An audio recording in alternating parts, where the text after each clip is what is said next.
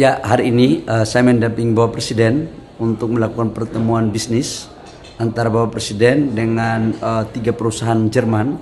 Yang pertama itu adalah BASF, dan yang kedua adalah dengan Eramet dari Prancis, dan yang ketiga adalah dengan VW.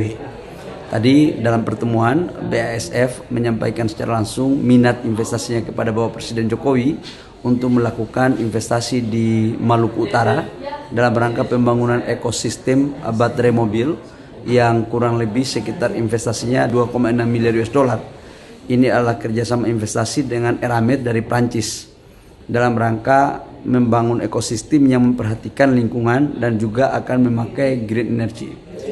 Yang kedua adalah mereka akan membangun sampai dengan rencananya sampai dengan prokursor. Proses pembangunannya akan mulai dilakukan di akhir tahun 2023 ini. Yang kedua adalah kerjasama Volkswagen. Volkswagen ini salah satu perusahaan otomotif salah satu terbesar di Eropa. Mereka akan membangun juga ekosistem baterai mobil di Indonesia yang akan bekerja sama dengan beberapa perusahaan nasional dan juga perusahaan asing. Pertama, mereka akan melakukan kolaborasi dengan Vale dengan Ford dan Huayo yang ada di Sulawesi Selatan. Kemudian juga ada kerjasama VW, kemudian Eramet dan Kala Group. Dan yang ketiga adalah VW akan bekerja sama dengan perusahaan nasional Merdeka. Poinnya juga akan sama ekosistem membangun baterai mobil, cuman ada yang langsung melakukan investasi GV dan ada yang menjamin suplai bahan baku. Saya pikir ini adalah sebuah momentum yang tepat untuk kemudian menyampaikan kepada dunia bahwa Indonesia terbuka dalam rangka bagaimana menarik investasi tidak hanya di benua Asia tapi juga adalah benua Eropa.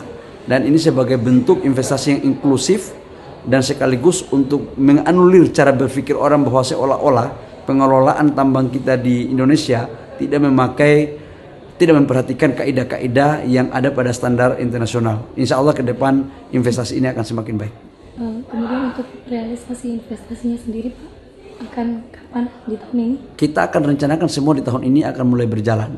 Tadi saya lihat Eropa sangat luar biasa sekali, tapi memang kita harus akui bahwa geng Eropa Amerika dengan sistem aturan mereka yang menghendaki untuk salah satu negara tidak ikut terlibat, saya pikir teman-teman sudah tahu itu sangat kuat sekali.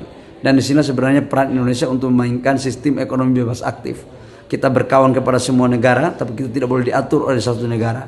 Dan di sini esensi arahan Bapak Presiden tadi menyampaikan bahwa kita harus menjaga betul agar investor semuanya bisa masuk ke Indonesia dengan baik.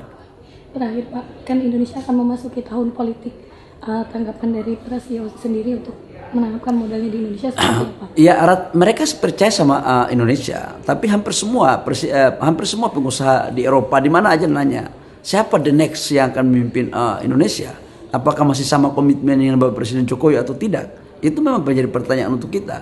Dan saya pikir kita harus mampu bekerja sama, mampu meyakinkan para investor bahwa Indonesia ke depan akan baik-baik saja. Artinya siapapun pemimpinnya, tapi itu sebuah tantangan yang kita harus jawab bersama. Saya tidak bisa terlalu memberikan harapan palsu kepada teman-teman investor, tapi satu hal yang saya yakinkan bahwa sampai dengan sekarang Bapak Presiden Jokowi itu sangat konsisten dan kontinu dalam rangka menjaga investor dari semua negara dan terutama bagian hilirisasi khususnya di ekosistem EV baterai.